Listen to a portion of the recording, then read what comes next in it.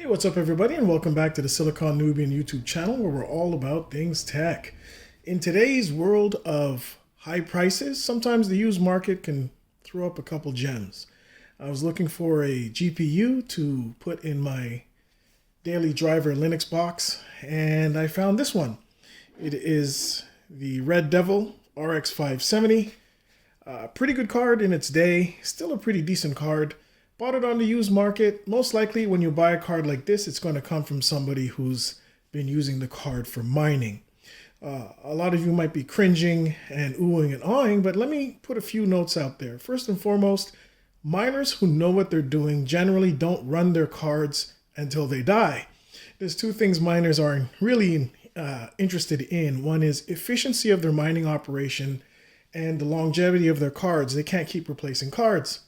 So a lot of miners who really know what they're doing tend to undervolt these AMD based cards, as they are quite power hungry, to increase the efficiency in terms of, being able to produce all those hashes and at the same time, in the end, make some money. So generally the cards are not overwhelmed in terms of being pushed too hard, although they are on a 24-hour-a-day duty cycle, and that's something you must be aware of.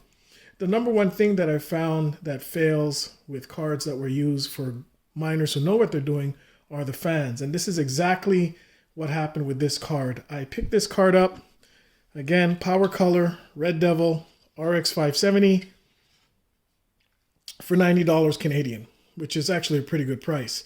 I thought at that price I might have to put a little bit extra work into it, and I did. Take a listen to this. 3 fans. Silent, silent. Listen closely.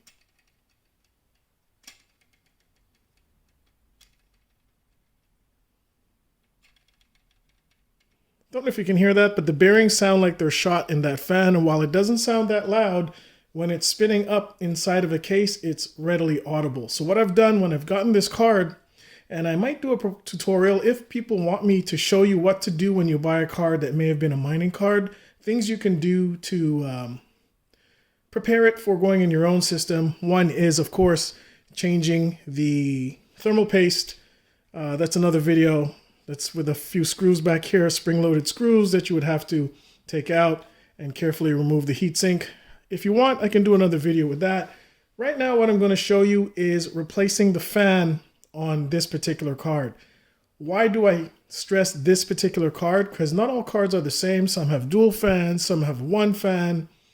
The way that you take off the cowl, the metal plate here might be different, might be plastic, and others. Who knows? There's many different ways, but it's really not that difficult.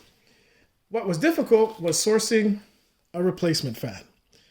I had to go to AliExpress to get this shipped from China. The only place I found that had the exact fan with exact dimensions. While it is, I believe, a 92 millimeter, what is very important is the mounting points. They are a direct drop-in for this particular card, and this is very important because of the tight tolerances between the cowl and the fans and how it's arranged. You really want to get something that is a drop-in replacement. Now, I could have done something else, and inside of the case, I could have just zip-tied a 92 or 120 millimeter fan on this part and call it a day. But then I wouldn't have to make this video, would I? It would look quite ugly, and even though you couldn't see it, I would know. So I'm going to go through this video and show you how to quickly replace this fan. Actually, replace this fan with this fan. So let's get started. I have my Phillips head screwdriver with a very fine fine end. Again, your mileage may vary depending on the card you're using. The shroud is held in by 4 screws on either side. There's 2 here. So I start removing them. Now be very careful. These screws are exceptionally tiny. So I have a screwdriver that has a somewhat magnetized tip, which helps a lot. As you can see.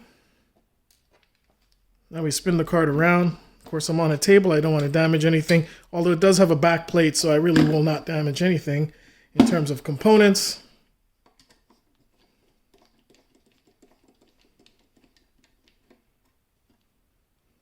Put the screws somewhere safe. Once again, you don't want to lose them. And I have one more to take out.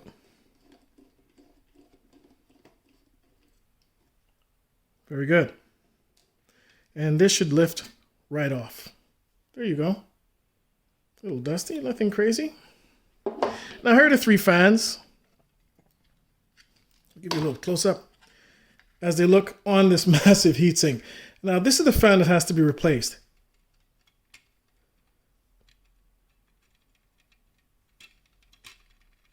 There you can hear it. The bearings are shot in here. I have to replace that. These 2 are dead silent still. And even though it doesn't feel slack, something's wrong with the bearings inside. You can see they all connect to a hub here. So the first thing I'll do is pull this out of the hub. You might want to squeeze a flathead screwdriver in there. Or I can take the fan out first. It's up to you. I've done it both ways. I have had this removed. There you go. Now, look where the mounting points are. You can see here there are 4 screws that have to be moved. 1, 2, 3, and 4. I locate them. Again, you're going to need a very thin screwdriver. In fact, even this small one might be a little too large for the job. I locate number 1. These are identical to the other ones. They're quite small. And number 2, go in between.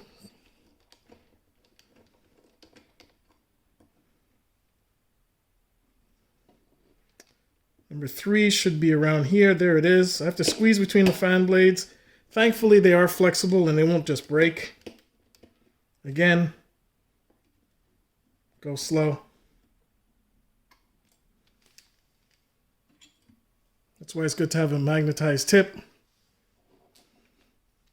And number 4 should be at the top. There you are.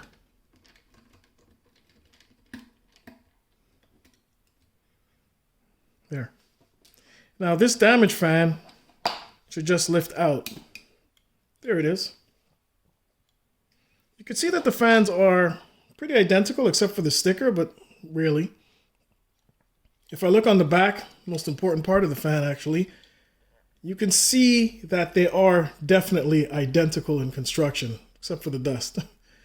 So now I want to align this correctly.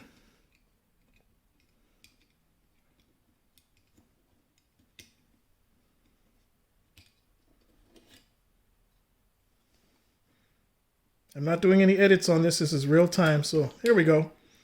Once it's seated properly, there are little nubs on top of the screw holes. And what they do is they make sure that it doesn't move. It helps with vibration and also helps you to mount this correctly.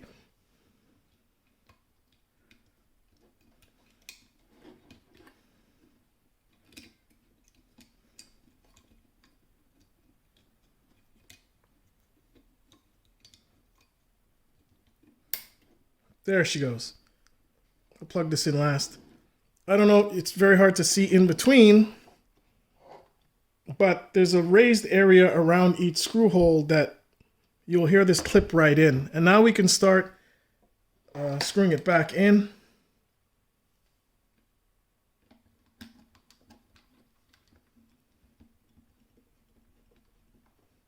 Don't over tighten, no need for that.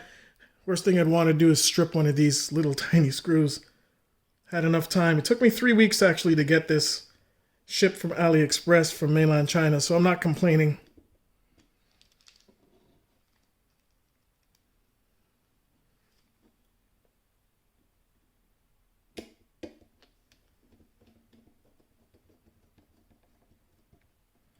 And the last one's at the top. There it is.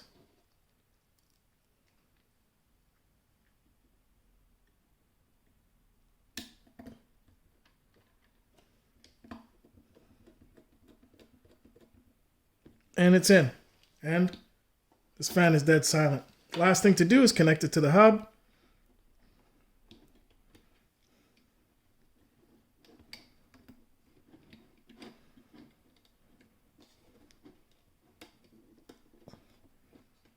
There she goes. And now we just reassemble. Take a look at the Red Devil sign when the card's up. That'll show you what direction. It's always at the top. Once again, your mileage may vary. Careful when putting the cowl back on that you don't push down too hard and maybe damage one of the fans. Also, it lifts a bit.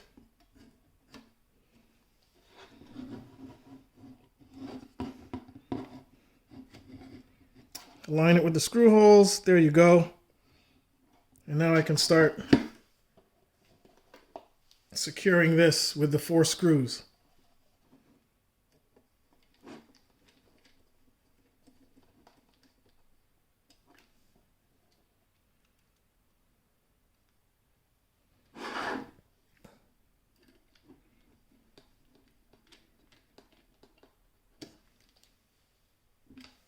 Nope. Shouldn't lift it by the cowl. My mistake. It's still quite loose.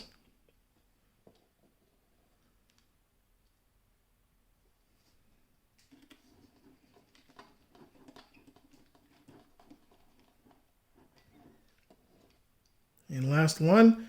And then we'll do a clearance check for the fans to make sure everything is good.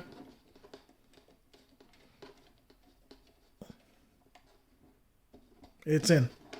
I like to do, after all this is done, I like to do a little spin test, make sure nothing's colliding. Beautiful. Sorry about the camera. There you go. Once again, there's nothing wrong with buying off of the used market. Just know what you're getting, and if you have a little know-how, definitely when you buy one of these cards, if you buy any card, first thing I would do, disassemble the card if at all possible. Try to change the heatsink grease. I noticed that the compound on here did look a little bit worn. This card is a couple years old, obviously.